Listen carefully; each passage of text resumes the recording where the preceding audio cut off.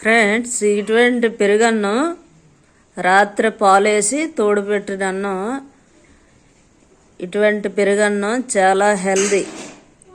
వచ్చేది మే నెల కదా, ఇలాంటి పాలేసి తోడు పెట్టుకొని తింటే ఒంటికి మంచి హెల్దీ, పేగులకి మంచి బ్యాక్టీరియా చేరి ఆరోగ్యం అన్నమాట. ఇలాంటి ఫుడ్ మనం మానేసాం కాబట్టి బోల్డ్ రకరకాల హెల్త్లో ప్రాబ్లమ్స్ వస్తున్నాయి.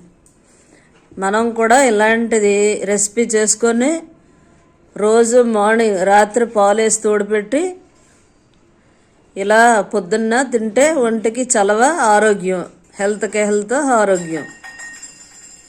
చూడండి, ఇప్పుడు ఇలాంటివన్నీ మానేసాం కాబట్టి మనకి హెల్త్ ప్రాబ్లమ్స్ బోల్డ్ వస్తున్నాయి. చూడండి, రాత్రి పాలేసి ఇట్లా తోడుపెట్టాను అన్నం. తోడుపెట్టి రాత్రి తోడుపెట్టినట్టుగా ఎలాగో ఏంటనేది ఇంకో వీడియోలో చేసి పెడతా. ఇప్పుడైతే ఇలా తోడుపెట్టిన అన్నం చూపిస్తున్నా.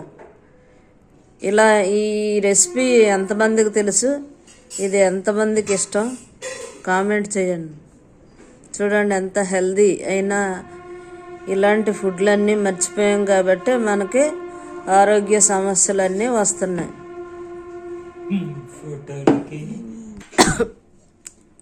చూసారా ఫ్రెండ్స్, ఎంత హెల్దీ అయిన ఫుడ్ ఇది. ఇలాంటి ఫుడ్లన్నీ మర్చిపోయాం కాబట్టి మనకి ఆరోగ్య సమస్యలన్నీ వస్తున్నాయి. ఒంటికి మంచి చలవ అన్నమాట, పేగులకి మంచి బ్యాక్టీరియా. ఇలా మీరు కూడా ట్రై చేయండి, ఇలా తయారు చేసుకొని ట్రై చేయండి. రోజు టిఫిన్లే కాదు, అప్పుడప్పుడు ఇలాంటి ఫుడ్ కూడా తింటూ ఉండాలి, అప్పుడే మనకే హెల్దీ. చూసారు ఎంత బాగుందో.